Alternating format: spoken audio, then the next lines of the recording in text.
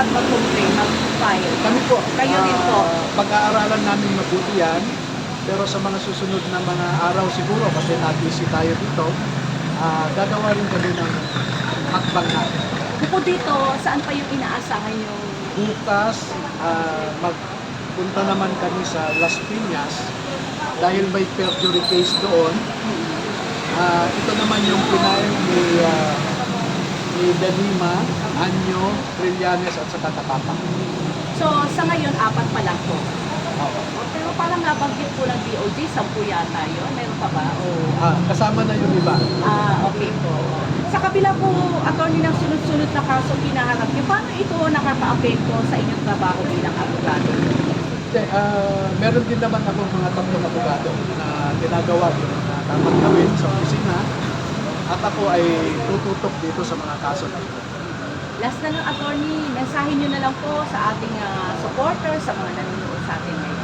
Yun, marami pong salamat talaga galing sa aming puso ang pasasalamat sa ating mga kababayan na nagpadala ng kanilang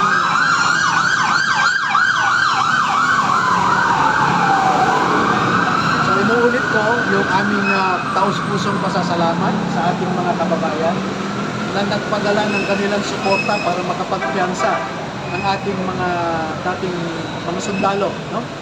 At dahil dyan ay lalo kaming ginaganahan, lalo po kaming nabibigyan ng lakas ng loob na ipagpatuloy itong ipinaglalaban natin na dapat yung mga nagnakaw sa kaban ng bayan ay dapat managot.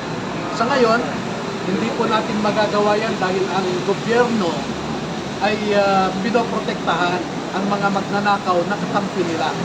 Pero darating po ang panahon, kasi hindi naman nila sosolohin ang panahon, no?